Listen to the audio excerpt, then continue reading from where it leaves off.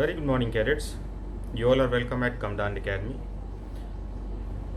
The Academy is pioneer for defense services, working in Patna since 2003. आज हम लोग CDS examination और उसकी एलिजिबिलिटी से रिलेटेड कुछ बेसिक इन्फॉर्मेशन शेयर करेंगे. And before that let me speak about my self. I am Sudhir Singh. I qualified my UPSC CDS examination 6 times. My recommendation was in 6th attempt और 6 बार UPSC CDS examination के साथ लंबे समय तक इस तैयारी से जुड़ने के कारण मैं इसमें आपको एक बहुत ही प्रैक्टिकल और अपने एक बेसिक इन्फॉर्मेशन को शेयर करूंगा आपसे. अगर ध्यान से आप लेकर चलें तो आपको अपनी स्ट्रैटेजी को बनाने में बड़ा हेल्पफुल होगा. इसमें आज हम लोग इस एग्ज़ाम को क्वालिफाई करने की जो बेसिक स्ट्रैटेजी है इसको 6 डिफरेंट कैटेगरीज़ में थोड़ा समझने का कोशिश करेंगे इसमें. तो मेरा ऐसा मानना है कि अगर हम किसी भी एग्ज़ामिनेशन की स्ट्रैटेजी अगर बहुत अच्छे से बनाएं और उसको हम डिसिप्लिन पैटर्न पर फॉलो अप करें इसमें, तो मुझे नहीं लगता है कि आप इस एग्ज़ाम को जो है बहुत निकालने में मुश्किल आएगी आपको. तो सबसे पहले इस एग्ज़ामिनेशन को क्वालिफाई करने की स्ट्रैटेजी को समझ लें एक बार. Number 1, what is the eligibility of this examination. इस एग्ज़ाम की एलिजिबिलिटी क्या है. Number 2, what is the scheme of this examination. इस एग्ज़ाम की स्कीम क्या है, कैसे एग्ज़ाम लिया जाता है इसमें. नेक्स्ट है हमारे what is the syllabus of this examination. इस एग्ज़ाम में सिलेबस कौन कौन से रहते हैं, क्या क्या सब्जेक्ट्स होते हैं, उसके बारे में हम कुछ बात करेंगे. Number next, what is the cut off of this examination, on which basis हम कैसे कह सकते हैं कि कितने कट ऑफ पर कैसे रिजल्ट्स आए. कुछ टेस्टिमोनियल्स हैं जो मैं इस वीडियो में बाद में आपको ऐड करके बताऊंगा इसमें. और लास्टली मैं जो है एक बहुत ही प्रोफेशनल आपको स्ट्रैटेजी बताऊंगा इसमें. अलग अलग सब्जेक्ट्स को क्वालिफाई करने के जो नेचर हैं उनको कैसे हमें अपनी स्ट्रैटेजी के साथ इनको तैयारी करना चाहिए. तो हम इस तरीके से जो है अपने एग्जामिनेशन को क्वालिफाई करने की स्ट्रैटेजी बना सकते हैं, जिसमें सबसे पहला हमारा है एलिजिबिलिटी ऑफ द एग्जामिनेशन.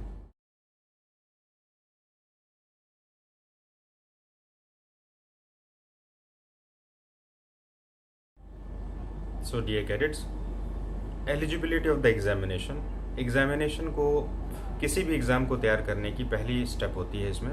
इसलिए सबसे पहले अपनी एलिजिबिलिटी को श्योर करें कि either you are eligible for the examination और नॉट. यहाँ पर एलिजिबिलिटी से रिलेटेड जो भी क्यूरीज होती हैं, जो भी हमारे पास क्यूरीज आती हैं, as I said that we are professional institution, तो हमारे पास जो क्यूरीज आती हैं इसमें एलिजिबिलिटी से रिलेटेड, उनको मैं 4 अलग अलग कैटेगरीज में बताऊंगा, जिससे कि आप बहुत अच्छे से समझ पाएँ कि हमारी एलिजिबिलिटी कैसे होनी चाहिए. नंबर 1 एलिजिबिलिटी से रिलेटेड क्वेश्चन है what is the age of CDS examination. Age कैसे करें. नेक्स्ट है एकेडमिक से रिलेटेड क्वेश्चन आते हैं हमारे पास कि what are the subjects that must be studied in graduation, intermediate, something like that. तो हम एज वाइज एलिजिबिलिटी की बात करेंगे इस वीडियो में भी. नेक्स्ट हम बात करेंगे आपकी एकेडमिक सब्जेक्ट्स यू स्टडीड से रिलेटेड क्वेश्चंस के बारे में बात करेंगे. नेक्स्ट हम बातें करेंगे आपकी जेंडर एलिजिबिलिटी. जेंडर एलिजिबिलिटी भी आती है इसमें कि क्या गर्ल्स ही एलिजिबल, क्या बॉयज़ ही एलिजिबल हैं कि गर्ल्स भी एलिजिबल हैं, यानी कि जेंडर एलिजिबिलिटी की बात करेंगे और किस में एलिजिबल है. और नेक्स्ट हम बात करेंगे इसमें एलिजिबिलिटी के सेगमेंट में क्या हमारे फिज़िकल एलिजिबिलिटी, हाइट से रिलेटेड जो कुछ क्वेरीज आती हैं उनसे भी रिलेटेड हम फिज़िकल एलिजिबिलिटी को हम थोड़ा सा इसमें कोशिश करेंगे रखने के लिए. एलिजिबिलिटी के इस पार्ट में NCC से रिलेटेड भी एक क्यूरीज रहती है इसमें कि क्या NCC C सर्टिफिकेट होल्डर्स जो रहते हैं are they having some privileges for the respective examination. Yes, तो इस एलिजिबिलिटी के सेगमेंट में हम उनको भी पूरा करने वाले हैं. सो मैं इन सारे सेगमेंट को एक बहुत ही अच्छे रिटन टेस्टिमोनियल में लिख कर दूंगा, इसलिए आप अगर नहीं समझ पा रहे हैं तो ध्यान से पढ़कर उसको भी समझ सकते हैं बाद में. तो हम सबसे पहले बात करेंगे एलिजिबिलिटी के पार्ट में, जिसमें कि हमारा सबसे पहला पार्ट आता है दैट इज़ एज एलिजिबिलिटी. सो हम लोग एज रिलेटेड एलिजिबिलिटी की बात कर रहे थे. एज रिलेटेड एलिजिबिलिटी में CDS एग्जामिनीज को इस बात का ध्यान रखना है इसमें कि there is nothing like reservation as usual in other competitive examination. बहुत सारे कैडेट्स इसमें कंफ्यूज होते हैं इसमें कि वो कैटेगरीज में आते हैं, इसलिए उन्होंने जो है कुछ रिजर्वेशन को अवेल करना है इसमें. तो फर्स्ट बेसिक इन्फॉर्मेशन है कि there is nothing like reservation in this examination in terms of your age criteria. आपका एज क्राइटेरिया से रिलेटेड कोई रिजर्वेशन नहीं है. आपका एज जो है 19 ईयर्स टू 24 ईयर्स तक के बीच में होना है फॉर्म भरने के लिए। यहाँ पर दो बातों को ध्यान रखना है इसमें। फॉर्म भरने की एलिजिबिलिटी आपकी 19 टू 24 के बीच में है, और एग्ज़ाम देने और पूरे प्रोसेस को कंप्लीट होने में लगभग 1 महीना 1 साल लगता है इसमें। तो आपका इन जनरल लिखा जाता है इसमें 19 टू 25 ईयर्स। बहुत सारे कैडेट्स भी इस कन्फ्यूज़न में रहते हैं इसमें कि 25 ईयर्स की एलिजिबिलिटी है, it means that they can fill up the form at 24.5 और something like that. So always remember, इस एग्ज़ाम की एज एलिजिबिलिटी जो है इसमें आपको 24 ईयर्स तक ही फॉर्म भरना है। इसमें 19 ईयर्स से लेकर 24 ईयर्स के बीच में आपको फॉर्म भरना है इसमें। इस बात का ध्यान रखना है कि अगर आप ग्रेजुएशन फाइनल ईयर में अपेयरिंग कैंडिडेट हैं, then you are eligible for this examination to fill up the form. और इस एग्जामिनेशन की एलिजिबिलिटी कंडीशन में आपको अपने सर्टिफिकेट्स जो हैं एक रिस्पेक्टिव डेट्स में जो है आपको सबमिट करने होते हैं। इसकी जानकारी आपको यूपीएससी साइट में और नोटिफिकेशन में दी जाती है। तो यहाँ पर हम एज रिलेटेड एलिजिबिलिटी की बात कर रहे हैं, जिसमें कि 19 ईयर्स टू 24 ईयर्स तक के बीच में होनी चाहिए। यहाँ पर भी ध्यान देने की बात है इसमें, क्या 19 टू 24 सभी के लिए है, इस बात का ध्यान रखना है। इस एग्ज़ाम में एलिजिबिलिटी जो होती है एज की, ये permanent commission, short service commission, दो तरह के कमीशंस के लिए। शॉर्ट सर्विस कमीशन में जनरली हम ओटीए को कंसिडर करते हैं इसमें, और परमानेंट कमीशन में इंडियन एयरफोर्स, इंडियन नेवी और इंडियन आर्मी को कंसिडर करते हैं इसमें, specially Indian military academy. OTA officers training academy short service commission है, Indian navy, Indian air force, Indian military academy permanent commission है। इन एग्जामिनेशन में फॉर्म फिलअप के एज जो हैं ये 19 ईयर्स टू 23 ईयर्स तक के हैं। ओटीए का फॉर्म फिलअप क्राइटेरिया जो है 19 ईयर्स टू 24 ईयर्स के बीच में। इस इन्फॉर्मेशन को भी मैं आपके इस वीडियो के साथ ऐड करूंगा, इसको भी बहुत ध्यान से देख लें। यहाँ पर भी बहुत सारी कन्फ्यूज़न आती है इसमें। तो हम यहाँ पर बात कर रहे हैं एज रिलेटेड बेसिक इन्फॉर्मेशन की। अब हम बात करेंगे academics related information. Eligibility criteria में what are the information related to academics. Academics में जैसा कि हम बात कर चुके हैं इसमें, इस एग्जामिनेशन में आपके 4 डिफरेंट सेगमेंट्स हैं जिसके लिए आप अप्लाई करते हैं। Indian air force, Indian military academy, Indian navy और ऑफिसर्स ट्रेनिंग एकेडमी। ये 4 डिफरेंट सेगमेंट के लिए जब आप अप्लाई करते हैं तो इसके लिए एकेडमिक क्वालिफिकेशन के थोड़े से रूल्स जो हैं डिफरेंट है इसमें। अगर आपने ग्रेजुएशन किसी भी स्ट्रीम से की हुई है, arts, commerce, science, engineering, then you are eligible for IMA and OTA. तब आप आराम से आईएमए ओटीए के लिए किसी भी स्ट्रीम से की है तो आप सिर्फ ग्रेजुएशन होने चाहिए, there is nothing like that. लेकिन अगर आपको इंडियन एयरफोर्स में, इंडियन नेवी में जानी है तो आपके लिए कुछ कंडीशन है जो एकेडमिक्स कंडीशंस हैं इसमें। एयरफोर्स के लिए, अगर आप इंडियन एयरफोर्स के लिए अप्लाई करना चाहते हैं, फ्लाइंग ब्रांच के लिए करना चाहते हैं, तो कंडीशन ये है आपका कि आपकी ग्रेजुएशन की सब्जेक्ट्स तो कुछ भी हो सकती है, लेकिन you must have your physics and mathematics. You must have your physics and mathematics at your inter level examination. यानी कि आप जब 12th के एग्जामिनेशन में हो तो आपका पीसीएम ग्रुप का होना ज़रूरी है। ये आपकी कंडीशन एयरफोर्स के एग्जामिनेशन के लिए। अगर आप सीडीएस में नेवी के लिए अप्लाई करना चाहते हैं, then the condition you must have your engineering certificate in any stream, तो that condition is also eligible. तो हम यहाँ पर एलिजिबिलिटी को एकेडमिक्स में अगर हम बातें तो इंडियन आर्मी, आईएमए, ओटीए के लिए ग्रेजुएशन किसी भी स्ट्रीम से एलिजिबल है। एयरफोर्स के लिए 10+2 स्कीम में पीसीएम ग्रुप होना ज़रूरी है, और नेवी के लिए इंजीनियरिंग, यानी कि आपका ग्रेजुएशन का जो स्ट्रीम है इंजीनियरिंग का, वो किसी भी ब्रांच से, किसी भी फैकल्टी स्ट्रीम से किया जा सकता है। तो that is from the eligibility criteria. Now we are going to talk about the gender criteria. Gender criteria में अभी यहाँ पर सीडीएस एग्जामिनेशन में males are eligible for all the 4 entries, air force, Indian military academy, naval academy and OTA, but females are only entitled for officers training academy. As I have already said, OTA short service commission wing है आपका, और CDS में girls को अभी के समय में in the present context girls are only entitled for short service commission. तो यहाँ पर ये जेंडर एलिजिबिलिटी जो है आपकी एग्ज़ाम की, उसमें गर्ल्स के लिए ओटीए है और वो ओटीए के एग्ज़ाम को फिलअप करते हैं। यहाँ पर हमें इस बात का ध्यान रखना होगा कि इन एग्जामिनेशन में ओटी और परमानेंट कमीशन, इसमें डिफरेंस क्या आते हैं इसमें, तो इसको हम बाद के सेगमेंट में शेयर करेंगे। इसमें अभी तो हम एलिजिबिलिटी की बात कर रहे हैं इसमें।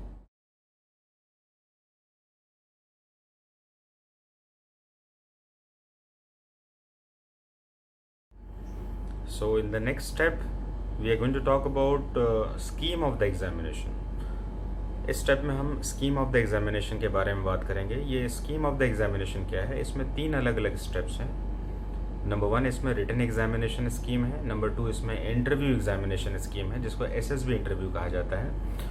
एसएसबी इंटरव्यूज़ आपका फिजिकल एंड मेडिकल सेगमेंट का इंक्लूजन पार्ट होता है इसमें। इसके लिए कोई फिजिकल अलग से कराई नहीं जाती है और इसके लिए कोई अलग से मेडिकल भी नहीं होता। तो स्कीम ऑफ द एग्जामिनेशन में रिटन एग्जामिनेशन है आपका, दूसरा है आपका SSB interviews which includes your physical and medical test, और लास्ट आपका है मेरिट। मेरिट एक इम्पॉर्टेंट पार्ट है इसमें, क्योंकि बहुत सारे स्टूडेंट्स जो रिकमेंड हो जाते हैं वो मेरिट आउट भी हो जाते हैं, इसलिए स्कीम ऑफ द एग्जामिनेशन में इम्पॉर्टेंट पार्ट है। So let us talk about some information, share some information about written part, interview part and why students are not recommended और why they are merit out. थोड़ी सी इसमें basic information share करें। देखिए, इसमें इस बात का ध्यान रखना होगा कि हमारा 3 डिफरेंट स्टेजेस हैं हमारे सिलेक्शंस के इसमें, written examination, SSB interviews and merit. Merit भी एक स्टेज है।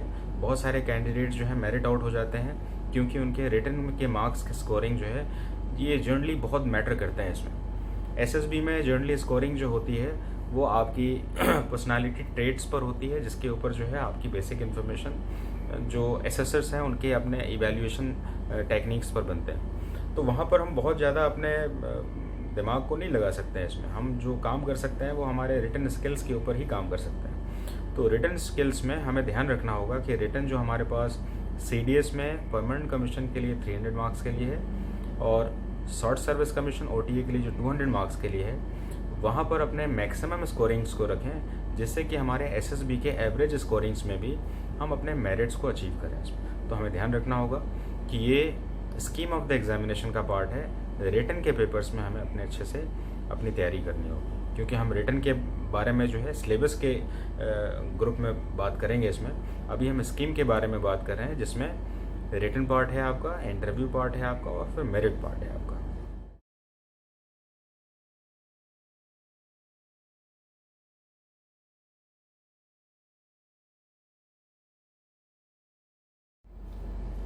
सो हमारा नेक्स्ट स्ट्रेटजी स्टेप जो होगा वो सिलेबस ऑफ द एग्जामिनेशन है।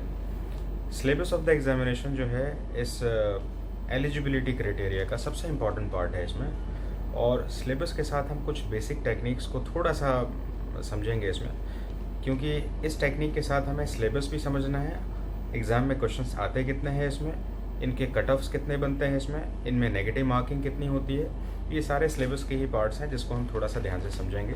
मैं पहले बता चुका हूँ, सारे इन्फॉर्मेशन को मैं एक वीडियो क्लिप के थ्रू जो है, एक स्टैटिक इमेज के थ्रू जो है इसमें ऐड करने वाला हूँ। आप आराम से इसको देखते रहना इसमें। तो सिलेबस ऑफ द एग्जामिनेशन जो है आपका, ये बेसिकली 2 स्टेप में हमें समझना होगा। एक है परमानेंट कमीशन का सिलेबस और एक है आपका शॉर्ट सर्विस कमीशन का सिलेबस।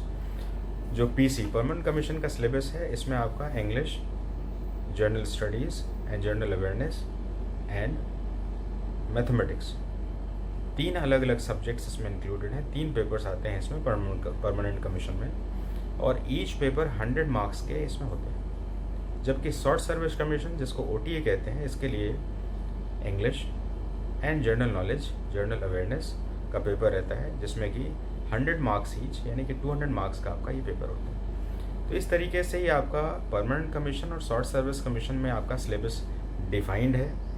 परमानेंट कमीशन में इंग्लिश, जीएस और मैथ्स 3 पेपर हैं। शॉर्ट सर्विस कमीशन में आपका इंग्लिश और सिर्फ जीएस है। तो इस तरीके से जब हम बात करेंगे कि इसमें नंबर ऑफ़ क्वेश्चंस कितने आते हैं, तो परमानेंट कमीशन में जो है आपका इंग्लिश के पेपर में 120 क्वेश्चन है, जीएस के पेपर में 120 क्वेश्चन है और मैथमेटिक्स के पेपर में सिर्फ 100 क्वेश्चन है। इसके भी मैं क्लिपिंग को ऐड करूँगा इसमें। यानी कि 120 क्वेश्चंस तो हैं, लेकिन इनका वेटेज जो है 100 मार्क्स का है। यानी अगर आप ध्यान से देखें इसमें, तो 0.83 मार्क्स का एक क्वेश्चन है। 0.83 मार्क्स का क्वेश्चन है जिसमें कि 120 क्वेश्चन आ रहे हैं, और मैथमेटिक्स में 100 क्वेश्चन आ रहे हैं और 100 मार्क्स का ही है, यानी कि पर क्वेश्चन 1 मार्क्स का है।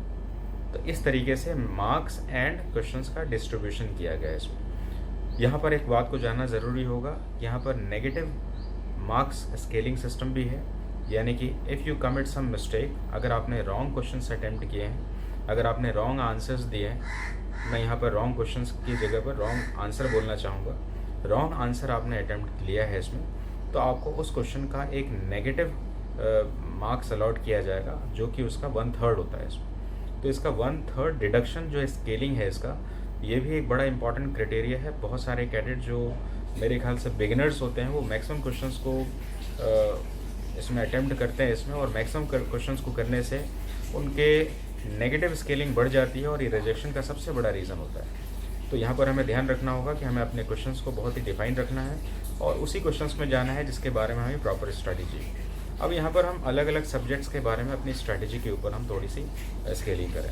सबसे पहला पेपर है आपका इंग्लिश का पेपर, और इंग्लिश के पेपर में कौन कौन से सेगमेंट्स हैं और कैसे एग्ज़ाम को हम थोड़ी सी अपने स्किल्स का यूज़ करके हम पास कर सकते हैं। मैं यहाँ पर थोड़ा सा बताना चाहूँगा, मेरे बहुत सारे ऐसे कैडेट्स रहे हैं जिन्होंने कहा है कि उन्होंने कोई स्पेशल मेहनत नहीं की है, वो सिर्फ क्लासरूम में बैठकर उन्होंने सिर्फ सुना है इसमें और उन्होंने एग्ज़ाम को क्वालिफाई किया है। तो जो लोग सोच रहे हैं कि बहुत ही ज़्यादा हार्ड वर्क करने वाला एग्ज़ाम है इसमें, कृपया करके इसको थोड़ा सा चेंज करें, क्योंकि एक स्ट्रैटेजी बनाने के ऊपर एग्ज़ाम है।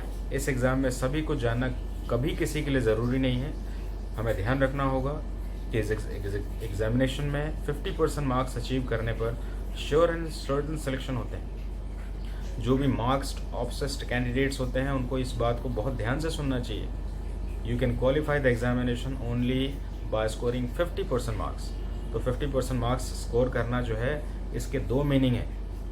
इसका मतलब ये है कि 50% आपको नहीं भी तो करना है, और नहीं करने का आंसर वही कर सकता है जो काफ़ी ज़्यादा कॉन्फिडेंट होगा। तो उसको अपने स्किल्स पर काफ़ी कॉन्फिडेंस होना चाहिए।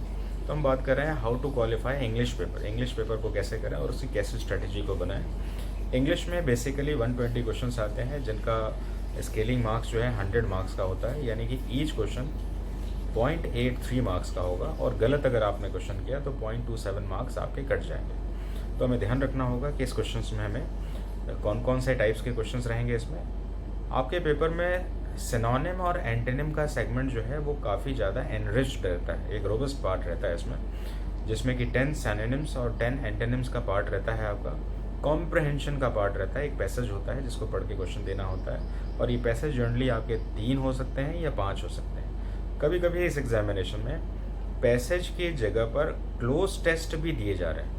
क्लोज टेस्ट क्या होते हैं? क्लोज टेस्ट एक पैराग्राफ में कुछ फिल अप द ब्लैंक्स रहते हैं जिसको आपको फिलअप करना होता है उनके ऑप्शनल चॉइस के बेस पर, यानी कि आप कॉम्प्रहेंशन यानी रीडिंग हैबिट को थोड़ा सा डेवलप करके इसको आप अचीव कर सकते हैं। नेक्स्ट है आपका, पिछले 2 एग्ज़ाम में देख रहा हूँ, 2 बार के एग्ज़ाम से ही मैं देख रहा हूँ, इसको मैंने रिपोर्टिंग भी की है आपके बिहार के टॉप लीडिंग न्यूज़पेपर हिंदुस्तान में, इसमें कि 2 बार से जो है इसमें CDS जैसे एग्जामिनेशन में पार्ट ऑफ स्पीच का क्वेश्चन दिया जा रहा है। मुझे लगता है इस एग्ज़ाम के लेवल से ही ये नेचर ऑफ क्वेश्चन जो है काफ़ी इजी है। इसमें पार्ट ऑफ स्पीच क्या होता है इसमें कि जैसे कि Ram is a good boy, तो राम को अंडरलाइन करके पूछा जाता है Ram is which part of the speech, तो जैसे कि नाउन का पार्ट है आपका, इज़ को अंडरलाइन करके तो वर्ब है, हेल्पिंग वर्ब है। ऐसे करके क्वेश्चंस को पार्ट ऑफ स्पीच के साथ एसोसिएट करके क्वेश्चंस पूछे जा रहे हैं, जो कि मेरे हिसाब से काफ़ी इजी पार्ट है। स्टूडेंट्स भी काफ़ी अच्छे से इसको एंजॉय करते हैं और अच्छा मार्क्स अचीव करते हैं।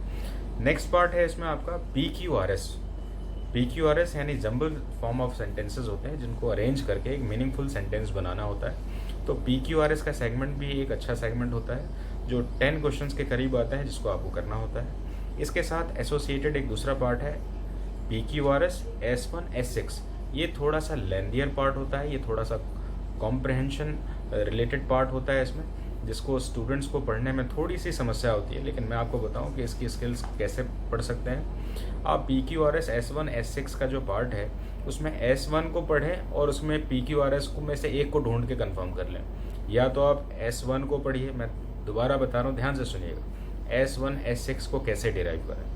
S1 S6 में से सबसे पहले S1 को पढ़िए या S6 को पढ़िए। S1 को पढ़ने के बाद 4 ऑप्शंस PQRS में से कौन सा ऐड करते हैं, अगर वो मिल गया तो आपको बाकी पढ़ने की ज़रूरत नहीं है। या तो आप S6 को पढ़िए और S6 जो है किस सेंटेंस के बाद एसोसिएट हो रहा है उसको समझ लीजिए, तो आपको मैं 100% बता देता हूँ, आपका समय बहुत ज़्यादा बच जाएगा इसमें। तो हम बात कर रहे थे PQRS अरेंजमेंट के बारे में और S1 S6 कंपोनेंट के बारे में। नेक्स्ट आपका स्टेप है पॉसिबल एरर्स, जो कि ग्रामर का पार्ट होता है। आपके एग्ज़ाम में जो है ग्रामर का सेगमेंट जो है अराउंड 30 से 40% का सेगमेंट है और ये काफ़ी स्टैंडर्ड बेस्ड होता है।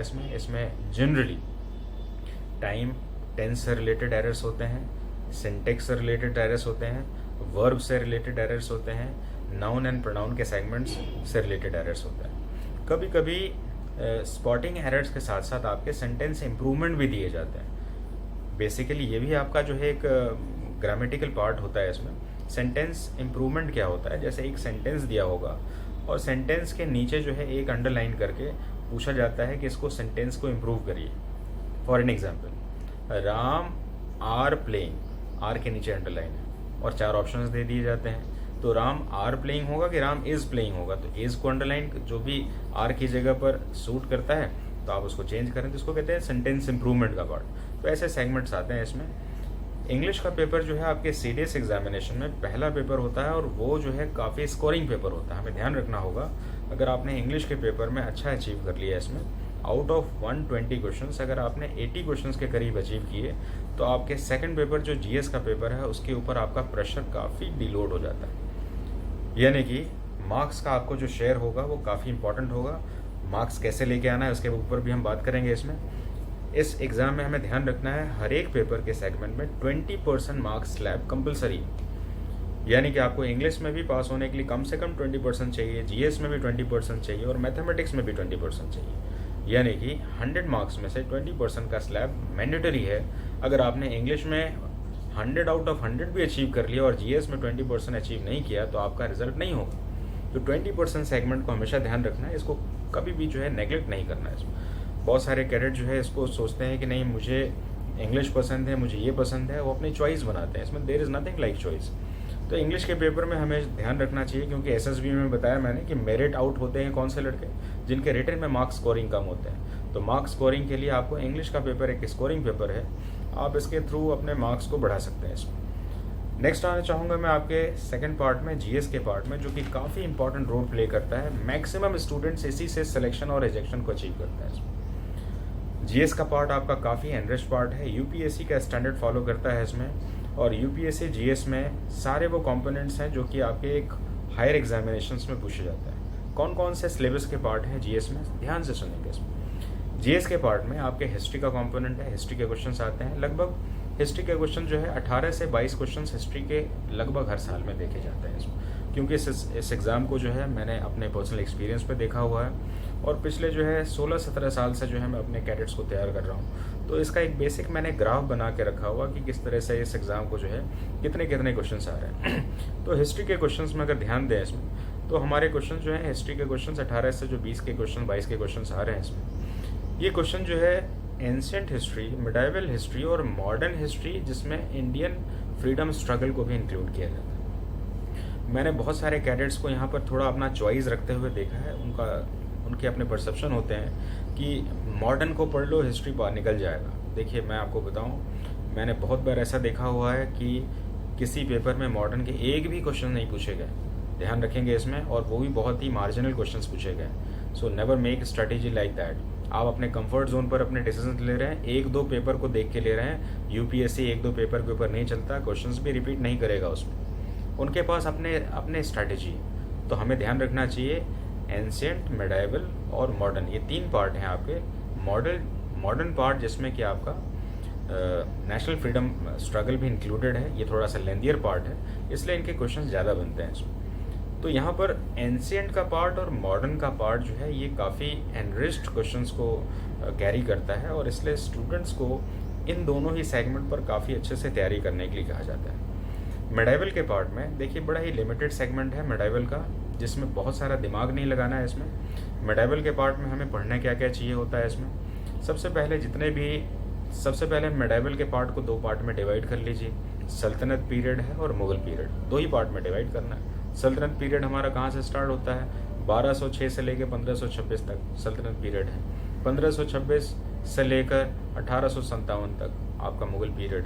ये दो ही पीरियड, इन दोनों ही पीरियड में कुछ इंपॉर्टेंट इवेंट्स होते हैं। सबसे पहले इनके कौन कौन से रूल एस्टेब्लिश्ड, जैसे कि सल्तनत पीरियड में जितने भी रूल एस्टेब्लिश हैं, जैसे कि 5 डिफरेंट रूल्स हैं आपके इसमें, उनको एक सीक्वेंस को पढ़ लीजिए। इसमें इंपॉर्टेंट इनमें क्वेश्चंस बहुत ही लिमिटेड क्वेश्चंस हैं। मुग़ल पीरियड में बेसिक सेगमेंट्स को पढ़ लेना है, बुक्स एंड ऑथर्स को पढ़ लीजिए।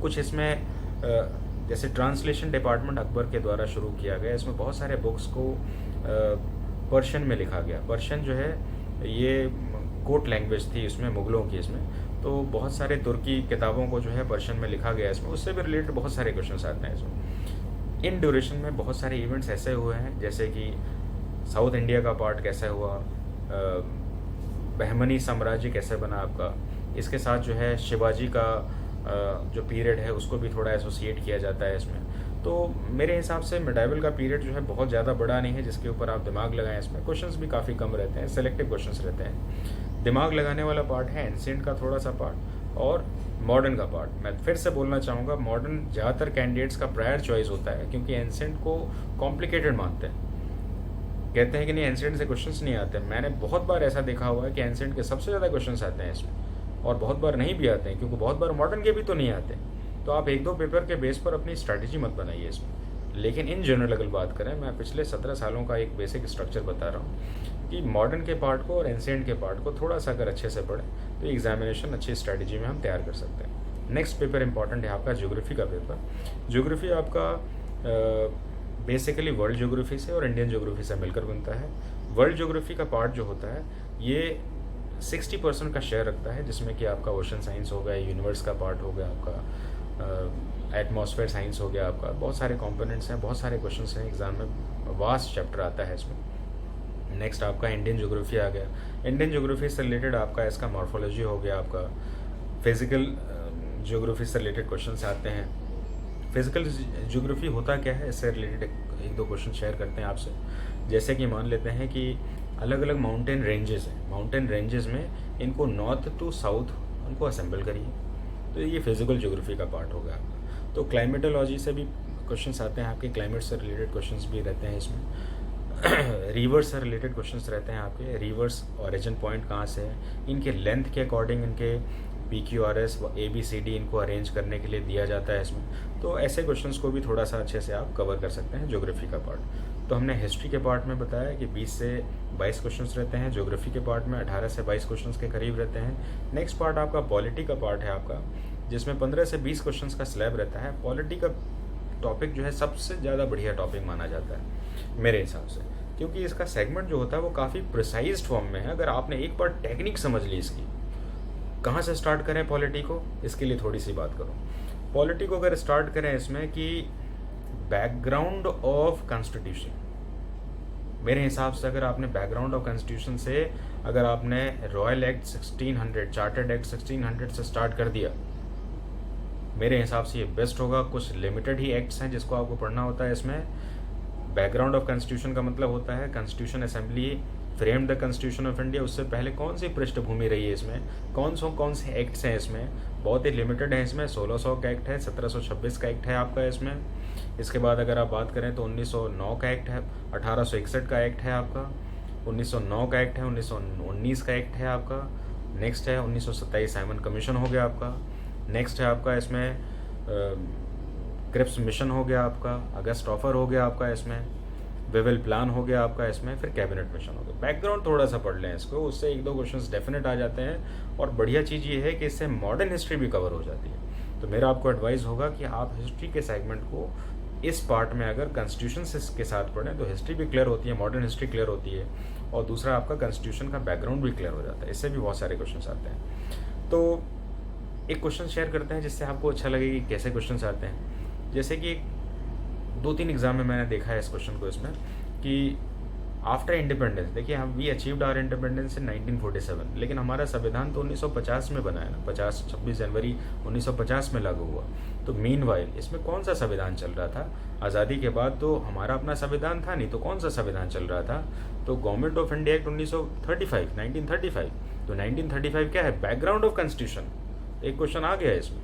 तो ऐसे ही करके कॉन्स्टिट्यूशन भी हुआ और ये आपका हिस्ट्री का भी पार्ट हुआ, क्योंकि आज़ादी के से पहले जो भी पार्ट है आपका वो हिस्ट्री का पार्ट है। तो हिस्ट्री के पार्ट के साथ भी हम इसको इंक्लूड कर सकते हैं इसमें, और हिस्ट्री का पार्ट एक इंटरेस्टिंग भी पार्ट बनता है और कॉन्स्टिट्यूशन के पार्ट से एसोसिएट भी होता है।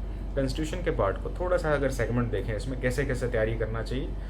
Number 1 background of constitution, number 2 foreign sources of constitution, number next अब आप कॉन्स्टिट्यूशन के 3 फ्रेम बना लीजिए, इसमें प्रिएम्बल बना लीजिए, शेड्यूल्स बना लीजिए और आर्टिकल बना लीजिए।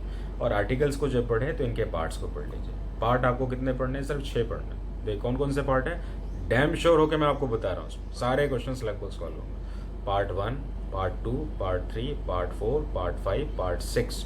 पार्ट 6 स्टेट्स को डिराइव करता है, पार्ट 5 यूनियन को डिराइव, उल्टा बोल रहा हूँ मैं, स्टार्टिंग से अगर बोल के देखें इसमें पार्ट 1 यूनियन को डिराइव करता है इसमें, पार्ट 2 सिटीजनशिप को डिराइव कर रहा है आपका इसमें, पार्ट 3 फंडामेंटल राइट्स को डिराइव कर रहा है, पार्ट 4 डायरेक्टिव प्रिंसिपल्स को डिराइव कर रहा है इसमें, पार्ट 5 इंडिया यूनियन फेडरलिज्म को डिवाइड कर रहा है इसमें, डिराइव कर रहा है इसमें, जिसमें आपका प्रेसिडेंट, पार्लियामेंट, प्राइम मिनिस्टर्स, ये सारे कंपोनेंट्स आते हैं इसमें, सुप्रीम कोर्ट सभी आते हैं इसमें। और पार्ट 6 आपका स्टेट्स रिलेटेड आपका हो गया, स्टेट को कवर करता है। तो सिर्फ पार्ट 6 तक पढ़ना है इसमें, ज़्यादा इसको इलॉबरेट नहीं करना। आप कहेंगे इससे ज़्यादा क्या बचा, हमारे कॉन्स्टिट्यूशन में 25 पार्ट्स हैं, तो 25 पार्ट्स में से 6 पार्ट्स पढ़ने के लिए बोल रहा हूँ सिर्फ। इसको अच्छे से पढ़ लीजिए, maximum question, more than 90% question damn sure आ जाएंगे आपको इसमें। तो पॉलिटी को पढ़ने का तरीका मैंने आपको बताया। नेक्स्ट क्वेश्चन है आपका, हमने बात की अपने हिस्ट्री की बात की, ज्योग्राफी की बात की, पॉलिटी की बात की। नेक्स्ट अब बात करेंगे इसमें कि हम इकोनॉमिक्स के पार्ट को कैसे कवर करें।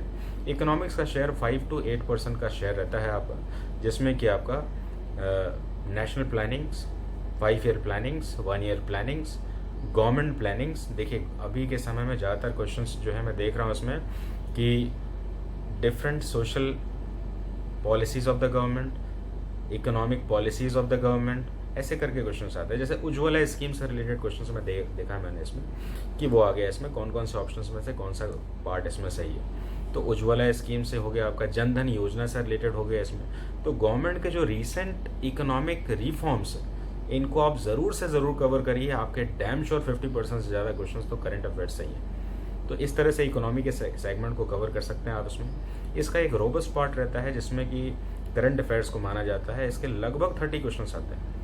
करंट अफेयर्स को मैंने बहुत बढ़िया तरीके से पहले की वीडियोस में ही बनाया, ध्यान से सुनिएगा इसमें। यूपीएससी सीडीएस एग्जामिनेशन में करंट अफेयर्स के सेगमेंट को कभी भी एक तरह से नहीं पढ़िए, मिसलेनियस पार्ट में मत पढ़िए इसको। इसके लिए एक अलग सा सेगमेंट बनाइए, सबसे पहले बनाइए, इसके अलग अलग टॉपिक्स को बनाइए। सभी टॉपिक्स के लिए अराउंड 10 to 15 पेजेस रखिए। सबसे पहले national, international, sports, defence segment बनाइए, न्यू अराइवल्स एंड डिफेंस बनाइए, हेडक्वार्टर्स बनाइए, place and news, person and news, और रेगुलरली टीवी देखिए, न्यूज़ चैनल्स देखिए, अखबार में देखिए, और जो भी नया मिलता है उसको अपडेट करते रहिए। मैं आपको श्योर एंड सर्टन बताता हूँ, एक भी क्वेश्चन नहीं निकलेगा, ये मेरा पर्सनल एक्सपीरियंस है। इसमें करंट के मैक्सिमम क्वेश्चन सॉल्व हो जाते हैं इसमें।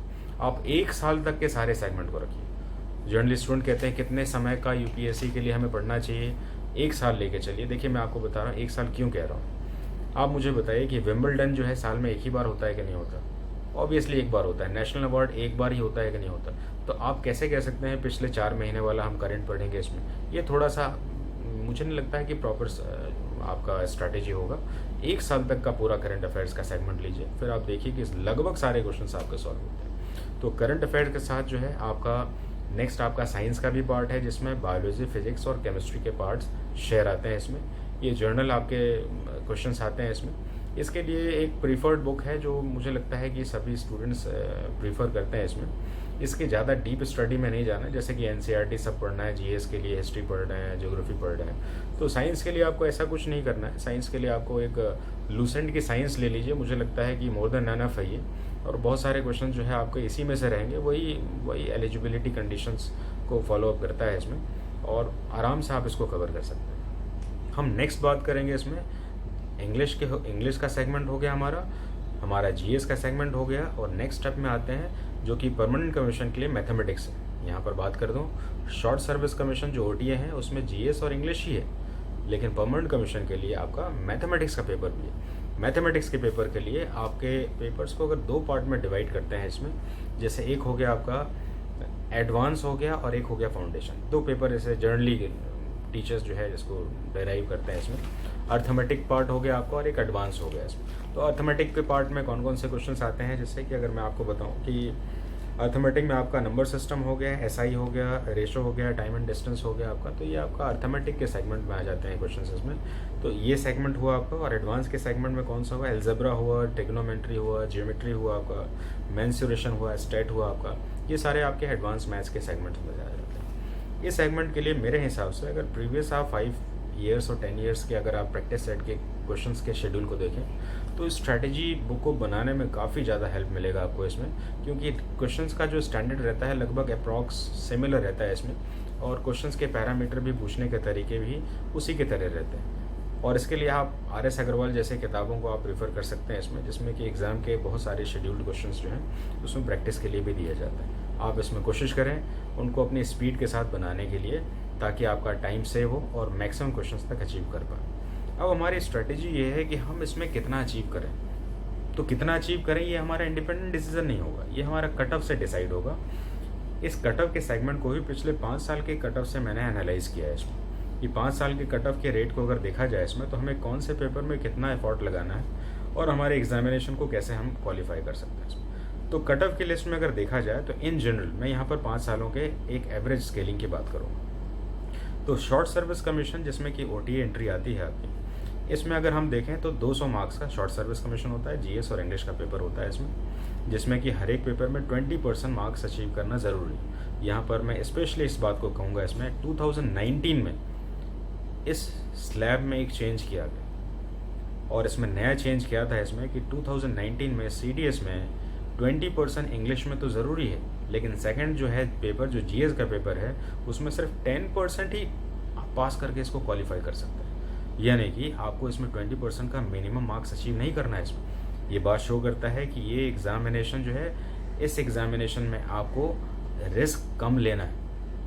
ये नहीं कि आपको नहीं पता और मैक्सिमम रिस्क लेके आप अपने आप को और भी ज़्यादा जो है रिस्क में डाल रहे हैं इसमें, नेगेटिव मार्किंग में जा रहे हैं, नेगेटिव स्केलिंग्स में अपने रिजल्ट्स को आप स्पॉइल कर रहे हैं इसमें। तो हमें ध्यान रखना चाहिए कि 20% का एक स्लैब लेके चलना है। और कट ऑफ के लिस्ट पे अगर देखा जाए तो शॉर्ट सर्विस कमीशन के लिए इन जनरल, देखिए मैं लंबे समय से हिंदुस्तान में भी रिपोर्टिंग कर रहा हूँ इसके कट ऑफ को लेकर इसमें, और ये हमेशा ही लगभग बराबर में ही रह रहा है इसके ये।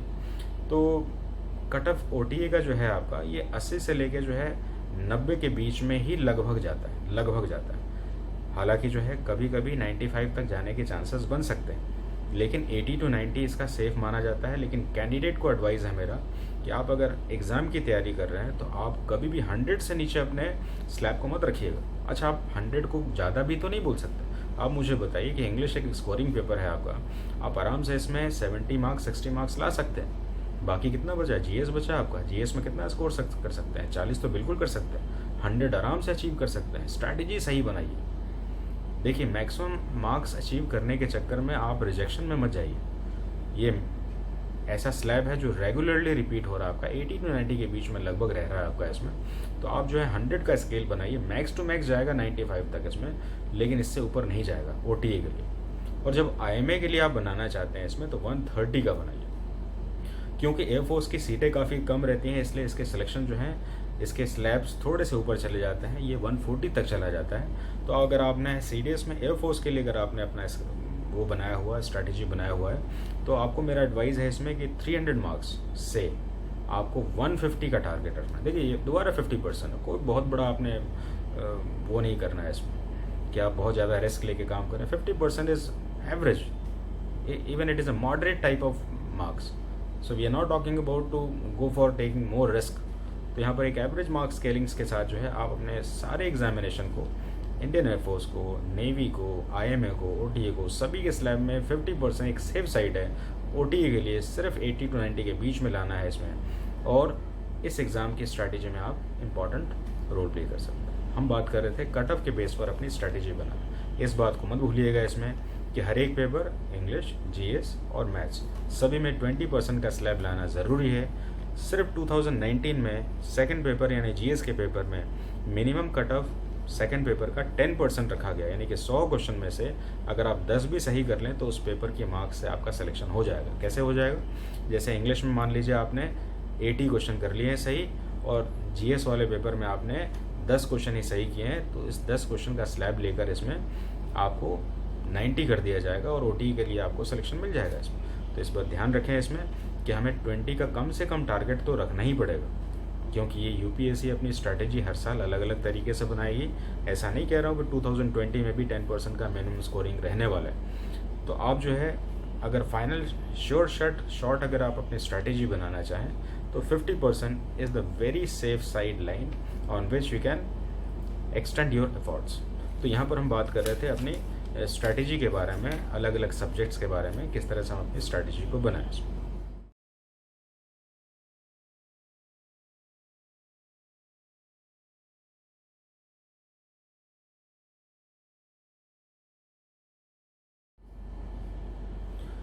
सो डियर कैडेट्स, सीडीएस के एग्जामिनी में मैंने एक बहुत ही पिक्यूलियर एक बात देखी है जो जनरली आर्म फोर्सेस की दूसरी एंट्रीज़ में, खासकर एनडीए कैडेट्स में देखने को नहीं मिलती है।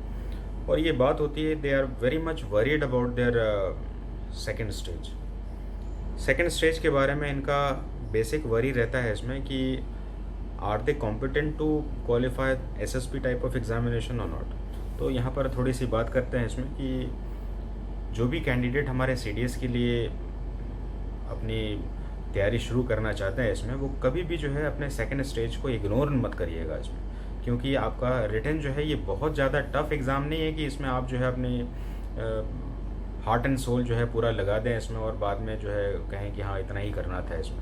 ये एक एग्जामिनेशन है जो एक एवरेज स्टूडेंट अपनी एक बहुत ही प्रॉपर स्ट्रैटेजी के साथ अच्छे से क्वालिफाई कर सकता है।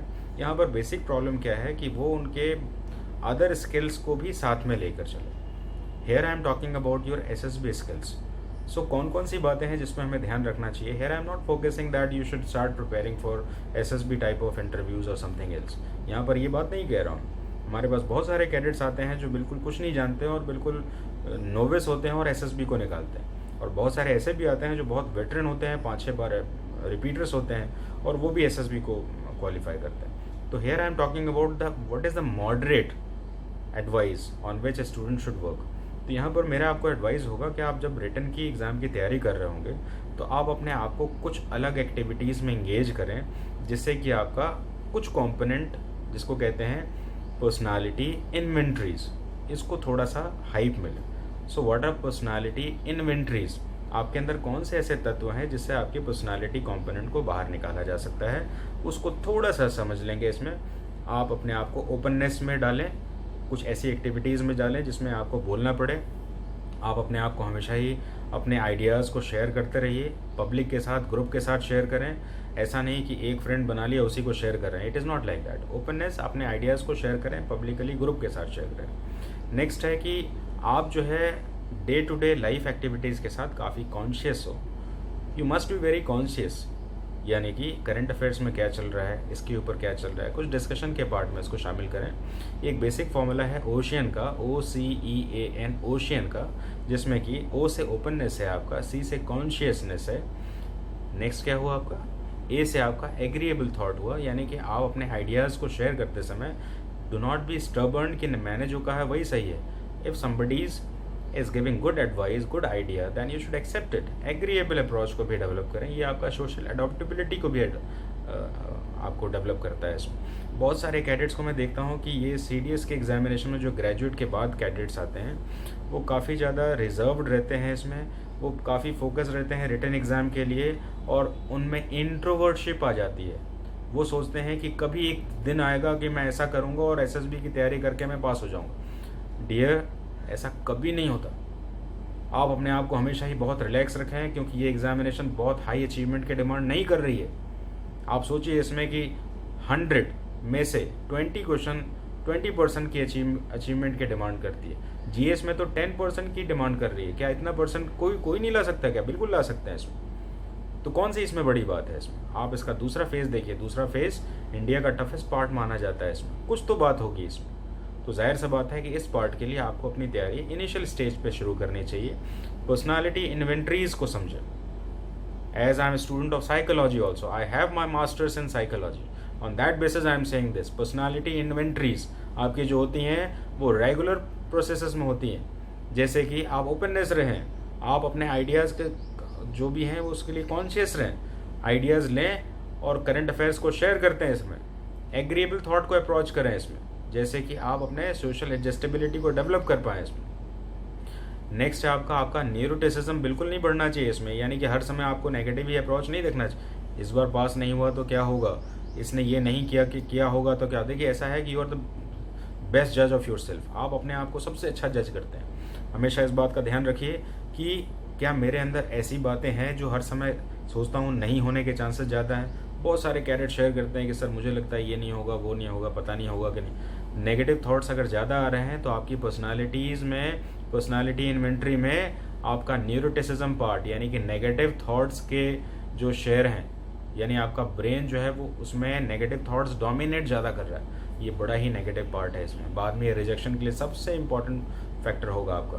कृपया करके इसको डिलीट करने की कोशिश करें। कैसे डिलीट होगा, एक ग्रुप के साथ अपने आप को शेयर करते रहें, जो मैंने आपको आइडियाज़ दिया है, ओशन फार्मूला दिया है आपको, ओपननेस करें, अपने फ्रेंड के साथ नहीं ग्रुप के साथ शेयर करें। ग्रुप के साथ बहुत सारी क्वालिटीज़ डेवलप होती हैं। ग्रुप के साथ आपका टीम स्पिरिट बढ़ता है, आपका लीडरशिप बढ़ता है, आपकी एडजस्टेबिलिटी बढ़ती है, आपका कंपटीशन को लेने का नज़रिया बढ़ता है। You are competent and what is your view to see the competition, so that is very important part.